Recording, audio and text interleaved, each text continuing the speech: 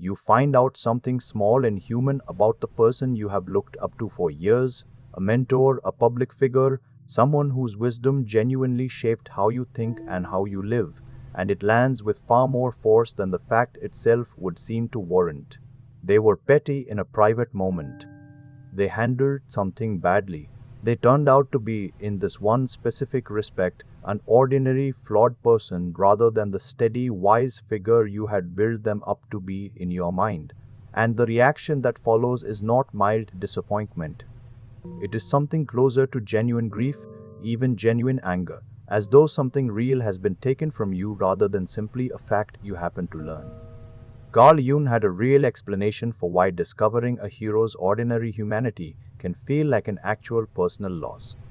Jung believed that people often place a specific and powerful kind of psychological content onto figures they deeply admire, projecting an inner ideal image. The wise guide, the figure who has genuinely figured out what you are still working to figure out yourself, onto a real external person who happens to fit the shape of that ideal closely enough to receive it. This is not simple admiration. It is a genuine, if unconscious, act of projection, and the admired figure becomes, for the person doing the projecting, a living symbol of something they themselves deeply need and deeply want to believe is actually achievable. This explains why the discovery of an ordinary flaw produces genuine grief rather than mild adult disappointment, since what is actually being lost in that moment is not really information about the mentor's actual character. It is the projected ideal itself, the comforting symbolic proof that the specific quality this person represented, wisdom, integrity, having genuinely figured life out, is real and achievable somewhere in the world. When the real person turns out to be more ordinary and more flawed than the projection allowed for, the ideal itself feels briefly disproven, and that loss is genuinely painful, considerably more painful than the actual small human flaw would deserve on its own. If you recognize this reaction in yourself, hear this clearly. Your grief is not really about this one specific person and their one specific flaw.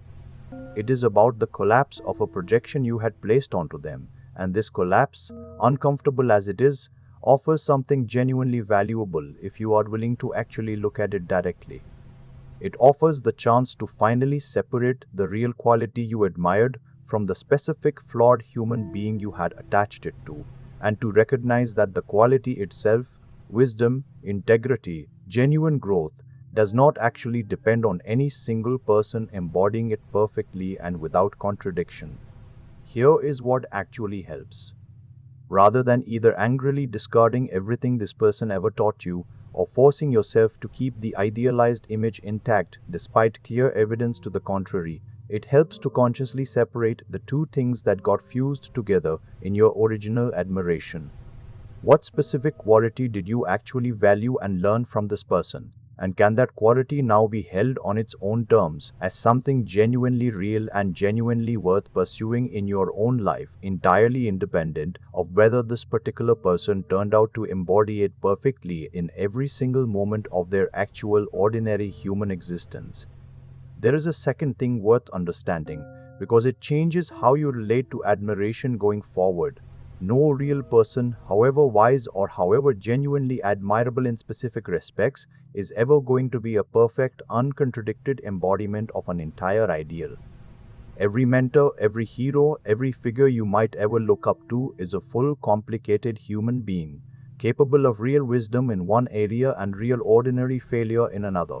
And learning to hold admiration this way, expecting genuine humanity rather than flawless perfection, actually protects you from this same specific grief the next time it happens, because it eventually will with anyone you are deeply enough. Think honestly about a mentor or figure you have admired deeply and consider what specific quality you actually valued in them, separate entirely from whether they have ever shown or will ever show some ordinary human flaw alongside it. Right below the single word for the quality you actually admired most. Naming it and recognizing that this quality can be pursued and honored in your own life, independent of any single person's perfect embodiment of it, is the real and practical way this particular grief finally settles into something closer to honest, mature respect. Because feeling personally betrayed by a mentor's ordinary human flaw was never, according to Carl Jung's understanding, really about that specific person at all. It was the collapse of a projected ideal, and the real work was never protecting that ideal from ever being challenged. It was learning to hold the actual quality you value, honestly, on its own terms.